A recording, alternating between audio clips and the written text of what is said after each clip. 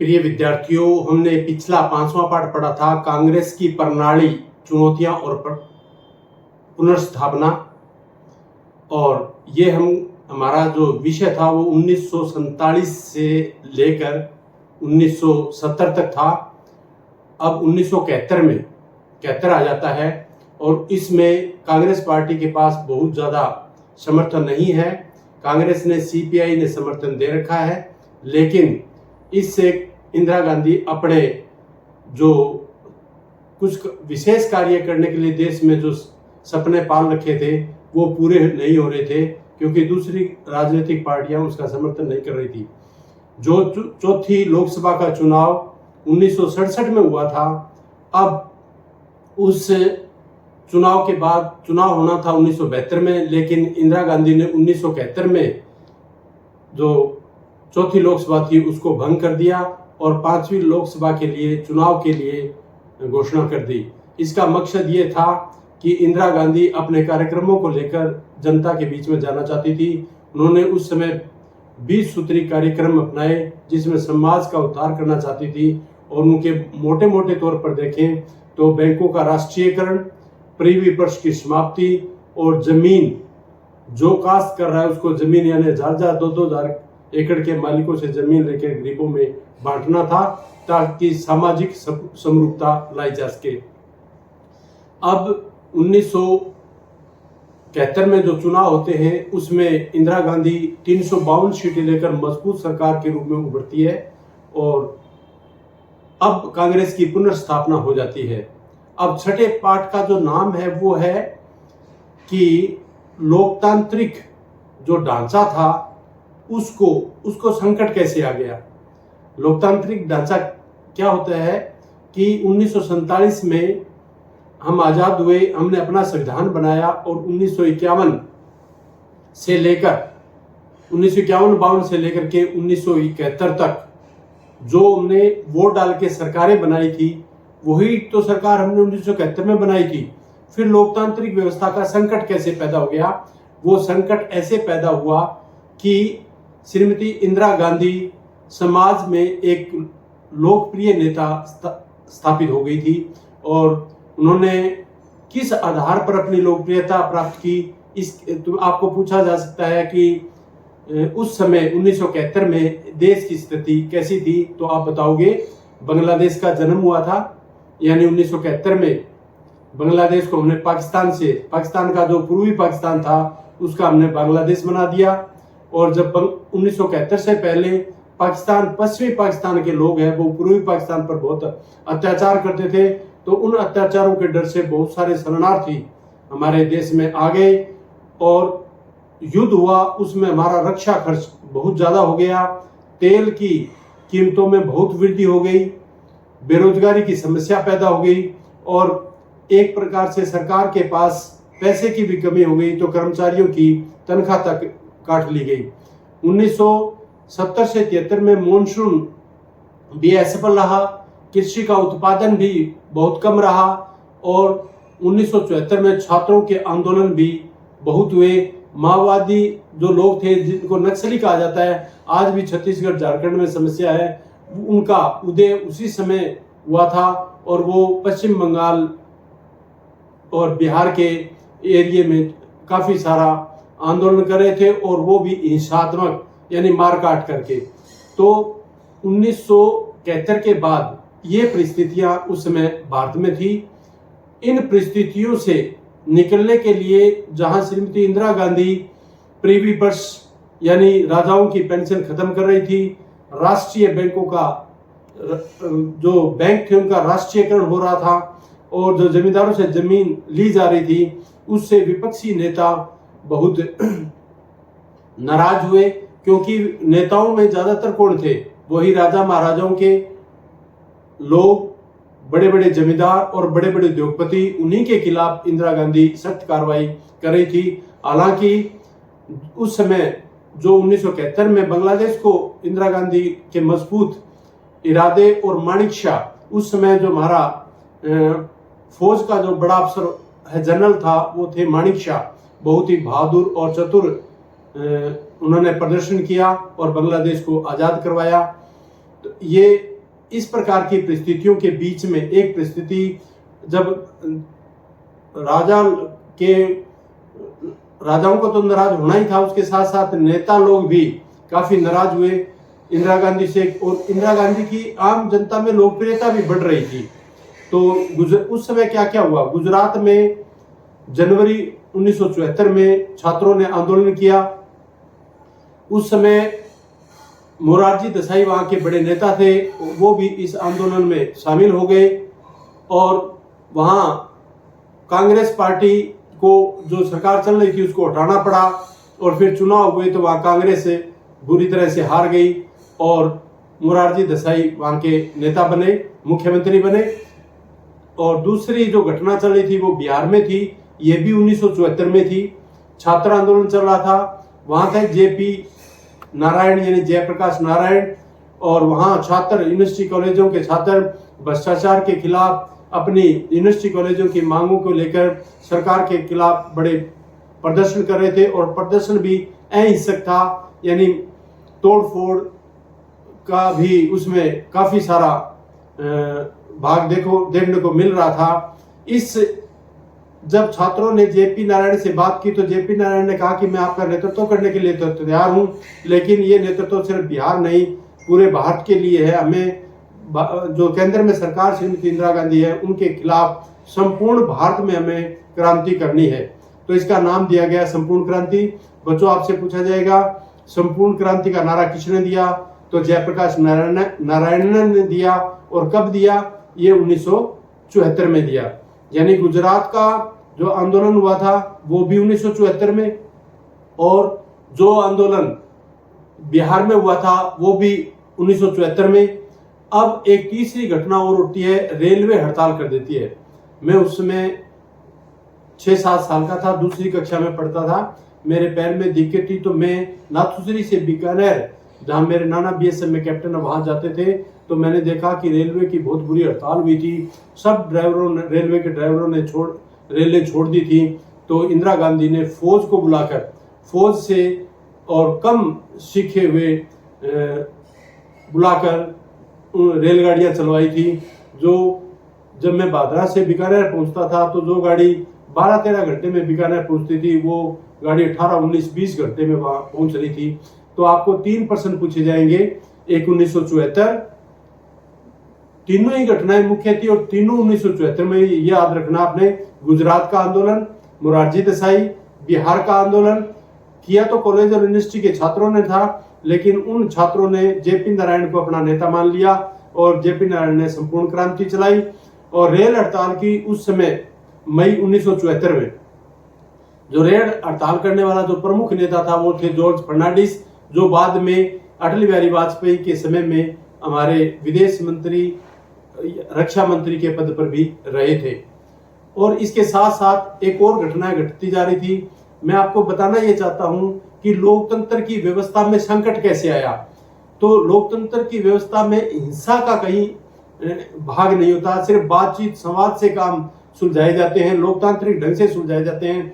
लेकिन इंदिरा गांधी के कड़े रवैये के कारण देश की जनता, देश के नेता उनके विरुद्ध हो रहे थे और जगह जगह हड़ताल हो रही थी। इसलिए जो लोकतंत्र था वो मुश्किल में पड़ रहा था, यानी संवाद की जगह आपसी टकराव हमारे देश में बढ़ गया था। न्यायपालिका से भी संघर्ष हुआ उस दौरान। बच्चों, 2 जो महत्वपूर्ण निर्णय आपको याद रखने हैं। गोलकनाथ का सुप्रीम कोर्ट का निर्णय 1967 में आया था और एक दूसरा था केशवानंद भारती का 1973 में। तो आपसे पूछा प्रश्न ये जाता है कि 1967 में सुप्रीम कोर्ट का कौन सा फैसला आया, तो गोलकनाथ, और 1973 में केशवानंद भारती का। तो केशवानंद भारती का जब मामला आया था तो वो भी इसी तरह से था, क्योंकि इंदिरा गांधी के समय में उनके अड़ियल रुख के कारण जनता काफी नाराज थी और हड़ताल को दबाने के लिए उनके अधिकारों का हनन किया जा रहा था। तो किसी केशवानंद भारती उस समय जो एक व्यक्ति थे, उन्होंने सुप्रीम कोर्ट में केस किया और इस केस के अवध में सुप्रीम कोर्ट ने फैसला सुनाया कि आप किसी मौलिक अधिकारों का आप हनन नहीं कर सकते। इस प्रकार की व्यवस्था थी। तो ये 2 मामले सुप्रीम कोर्ट के बड़े प्रसिद्ध हुए।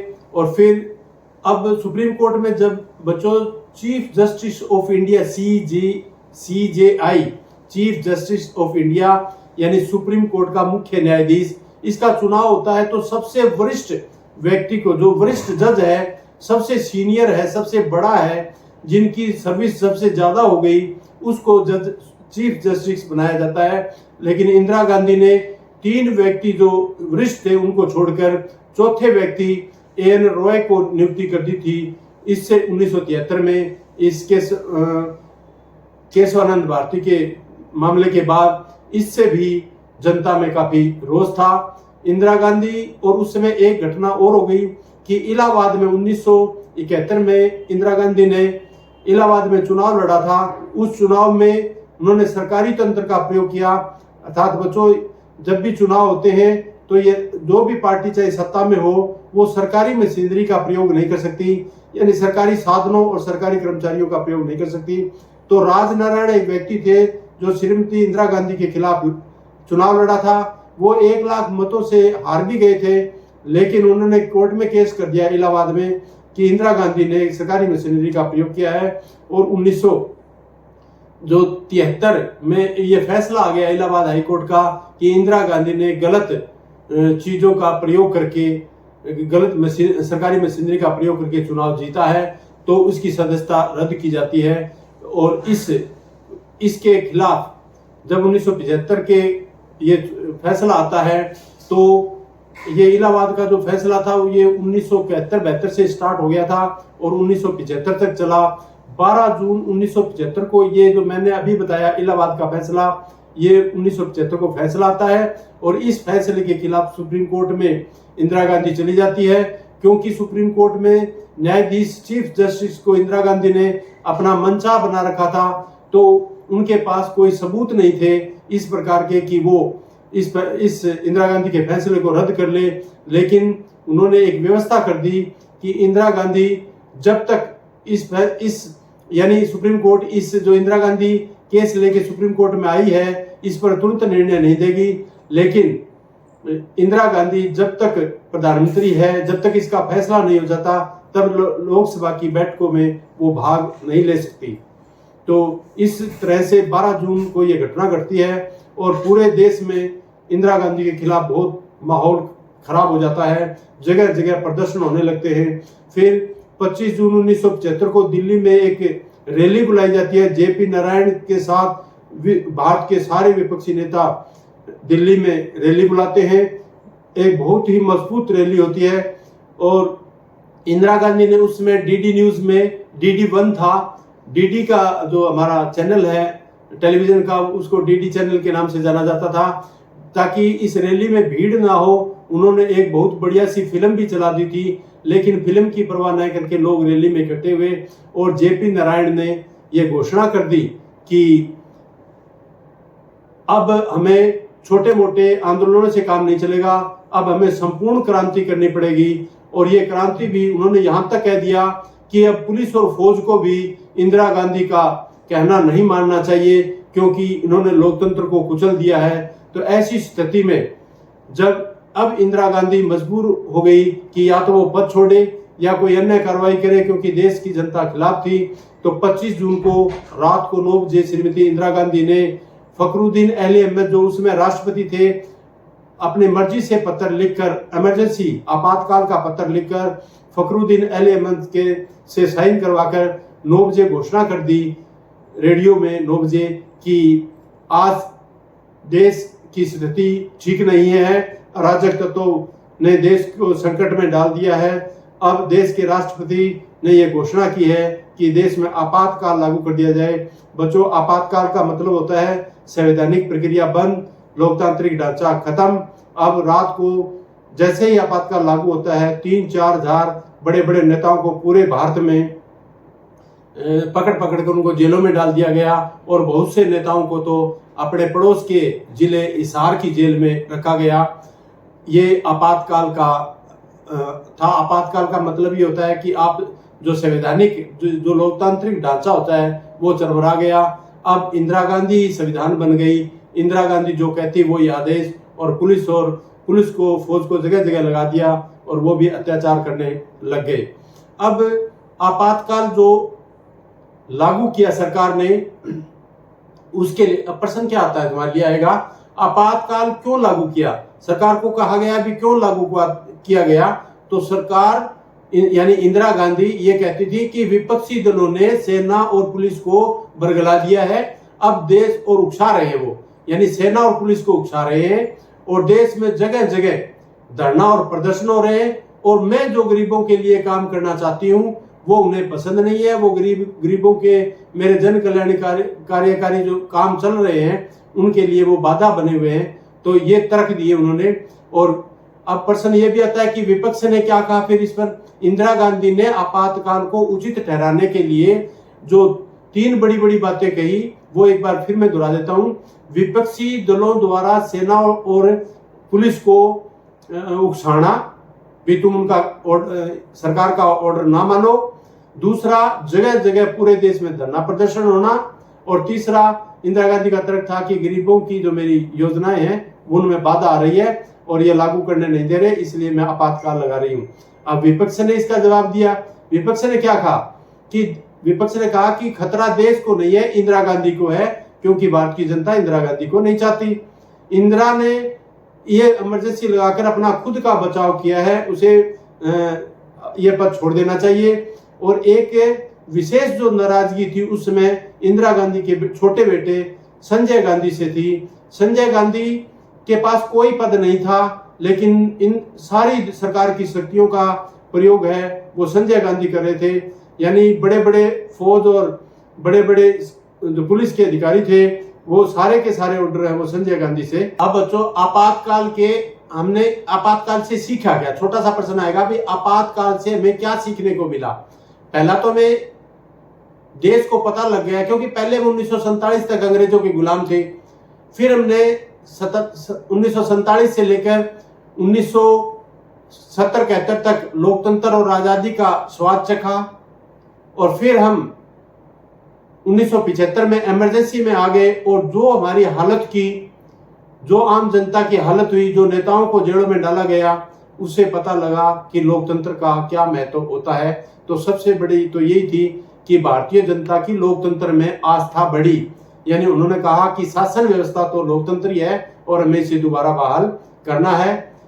और एक बाद में यह संविधान में भी व्यवस्था कर दी गई कि आज के बाद जो आपातकाल लगेगा वो जब कोई दूसरा देश हमला कर देगा तभी लगेगा, क्योंकि आपातकाल जो धारा 352 है, आपातकाल की जो धारा है संविधान में 352, उसमें यह लिख दिया गया कि आपातकाल तभी लगेगा तब हमारे देश पर कोई दूसरा देश हमला कर दे। यानी देश की अंदर की कार्रवाई के कारण आपातकाल नहीं लगाया जा सकता। और मंत्रिमंडल और एक देश का प्रधानमंत्री आपातकाल तभी लगा सकता है जब उसका सारा मंत्रिमंडल लिखकर सिफारिश करे।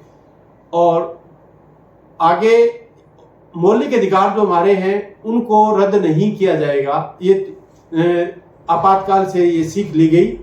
यानी दोबारा दोहराता हूं मैं, आपातकाल क्या, एक तो राष्ट्र भावना बढ़ी, हमें लोकतंत्र के प्रति हमारी आस्था जगी। दूसरा था कि आपातकाल तभी लगेगा जब कोई दूसरा देश हमला कर दे। तीसरा सीखा कि मंत्रिमंडल व्यवस्था की संविधान में कि मंत्रिमंडल की सिफारिश से ऐसी सिफारिश की बात क्यों की गई?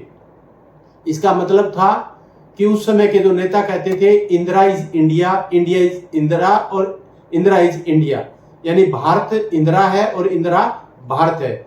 और इंदिरा गांधी मंत्रिमंडल की बैठकें नहीं बुलाती थी, फैसला करके मंत्रिमंडल के साइन करवाती थी। तो कहा गया कि कोई प्रधानमंत्री आपातकाल राष्ट्रपति को तभी सिफारिश कर सकता है जब वह मंत्रिमंडल की लिखित कागज पर लिखवा के लेंगे और वही कागज है वो राष्ट्रपति को भेजा जाएगा। और एक मौलिक अधिकारों का बड़ा हनन हुआ था। यानी सुप्रीम कोर्ट, उस समय लोग सुप्रीम कोर्ट में गए कि कम से कम मौलिक अधिकारों का, हमारे संविधान की धारा 19 का तो रक्षा की जाए, हमें जीने का बोलने का तो हक हो। लेकिन इंदिरा गांधी ने उसको भी रोक दिया। तो यह व्यवस्था की गई कि मौलिक अधिकारों का आपातकाल में पूरी तरह से प्रतिबंध नहीं लगाया जा सकता। अब आप बच्चों, एक प्रश्न आता है आपातकाल का जो परिणाम क्या निकले, इसके रिजल्ट क्या निकले। तो रिजल्ट तो आपको बताया था, नेता गिरफ्तार हो गए, हड़ताल पर रोक लगा दी गई और अखबार छपने से पहले सरकार ने यह व्यवस्था कर दी कि आप अखबार छापने से पहले सरकार से दिखा के उसके बाद में छापने हैं, अर्थात मनमर्जी से आप सरकार के खिलाफ कुछ नहीं छाप सकते। यानी प्रेस पर प्रतिबंध लगा दिया, हड़ताल पर प्रतिबंध लगा दिया और नेताओं को गिरफ्तार करके जेल में डाल दिया। आरएसएस जो खाकी निकर वाले एक समाज सेवी संस्था है, हिंदुओं की संस्था है, उस पर रोक लगा दी गई। एक मुसलमानों की संस्था है जमायत इस्लाम, उस पर प्रतिबंध लगा दिया गया। यानी आपसे छोटे प्रश्न आ सकते हैं कि आरएसएस और जमात ए इस्लाम पर प्रतिबंध कब लगाया गया, तो ये आपातकाल में लगा। किस पर लगा, तो इन दोनों संस्थाओं के आपने नाम बताने, आरएसएस और जमात ए इस्लाम। मौलिक अधिकार निवारक नजरबंद, यानी मौलिक अधिकारों का निषेध कर दिया गया और पुलिस किसी को गिरफ्तार कर सकती है, ऐसे आदेश दे दिए गए। यह प्रभाव पड़ा। संवैधानिक एक बच्चों हमारे मौलिक अधिकार 6 हैं और छठा जो मौलिक अधिकार है वो है संवैधानिक उपचारों का अधिकार। संवैधानिक माने संविधान में लिखे गए, उपचार माने मरहम पट्टी करना, और अधिकार आपको पता ही है। तो संवैधानिक उपचारों का अधिकार यानी ऐसा अधिकार जो हमें ऊपर के 5 अधिकार कोई मानने में कोई व्यक्ति, कोई संस्था, कोई राज्य सरकार, कोई केंद्र सरकार या कोई सरकारी अधिकारी यदि हमें अपने अधिकारों का पालन नहीं करने देते तो हम सुप्रीम कोर्ट में जा सकते हैं। लेकिन ये व्यवस्था आपातकाल में, इमरजेंसी में खत्म कर दी गई। और एक सबसे बड़ा दुर्भाग्य का काम आपातकाल में ये हुआ कि सुप्रीम कोर्ट भी सरकार के पक्ष में बोल रही थी। ये देश के लोकतांत्रिक ढांचे जो मैंने पीछे जितने बताए हैं वो लोकतांत्रिक व्यवस्था का संकट भारी था, लेकिन सबसे बड़ा भारी संकट था कि कोई आदमी जब तकलीफ में होगा तो कहां जाएगा, अदालत में, हमारे हाई कोर्ट और सुप्रीम कोर्ट में।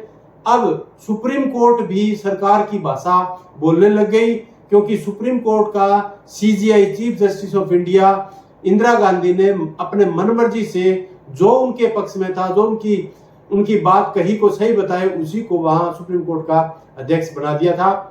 और संजय गांधी, एक ये था कि संजय गांधी ने भी दिल्ली में विशेषकर झोपड़पट्टी पर और बिन यानी नसबंदी करना, इस प्रकार के बहुत से काम किए। यानी जनसंख्या, संजय गांधी की नीति थी कि दो हम और 2 हमारे बच्चे, इस पॉलिसी पर चलते हुए नसबंदी के और बढ़ती हुई जनसंख्या को वो बहुत ही खतरनाक मानते थे, तो उन्होंने नसबंदी का दौर चलाया, जिससे बड़ा डर था। और वो मेरे जीवन के पैदा होने के बाद जो 1975 की इमरजेंसी है वो मुझे थोड़ी थोड़ी याद है, क्योंकि उस समय मैं पहली दूसरी कक्षा में शायद स्कूल में जाता था। तो मैं स्कूल में बहुत सारी अफवाहें सुनने को मिलती थी और हम अफवाहों से डर कर भी एड़ी में टीका लगाएंगे, ये करेंगे, मार देंगे, तो हम उस डर से कई बार घर भी भाग कर आ जाते थे। और एक इंदिरा गांधी, अब बच्चों 1971 में चुनाव हुआ था, अब चुनाव होना चाहिए 1976 में। इंदिरा गांधी ने लगा दी इमरजेंसी, चुनाव नहीं हो पा रहे थे, तो इंदिरा गांधी ने संविधान में संशोधन करके जो लोकसभा का कार्यकाल 5 साल था वो उसको 6 साल कर दिया। जब इंदिरा गांधी के बाद जनता पार्टी की सरकार आई थी तो उन्होंने दोबारा 5 साल किया था। यानी लोकसभा का कार्यकाल पहले 5 था और जनता सरकार के संशोधन के बाद भी 5, लेकिन इंदिरा गांधी ने इसको बढ़ाकर 6 साल कर दिया था। तो एक बच्चों तुम्हें पूछा जाता है 42वें संशोधन के बारे में। जैसा कि संशोधन मैंने बताया है, संविधान में थोड़ा बहुत परिवर्तन जो किया जाता है उसको संशोधन बोलते हैं। और इंदिरा गांधी ने 42वें संशोधन में एक तरह से पूरे संविधान को ही बदल दिया था। और जो मुख्य बातें थी वो ये थी कि लोकसभा का कार्यकाल 5 से 6 कर दिया था, और एक सबसे बड़ा जो कार्य 42वें संशोधन में हुआ था वो कि हमारे संविधान की जो प्रस्तावना है, प्रियम्बल है, उसमें 2 शब्द जोड़ दिए गए, समाजवादी और पंथ निरपेक्ष। यानी हमारा देश धर्मनिरपेक्ष नहीं है, पंथ निरपेक्ष। हम बार बार नेताओं के मुंह से और सुनते रहते हैं धर्मनिरपेक्ष। हमारा देश धर्मनिरपेक्ष नहीं है, हमारा देश है पंथ निरपेक्ष, जो हमारे प्रेम्बल में ये बात की गई है, हमारे संविधान की प्रस्तावना में ये बात है की गई है। तो प्रश्न पूछा जाएगा कि प्रस्तावना में 42वें संशोधन में कौन से 2 शब्द जोड़े गए, तो आपने बताना है समाजवाद और पंथ निरपेक्ष।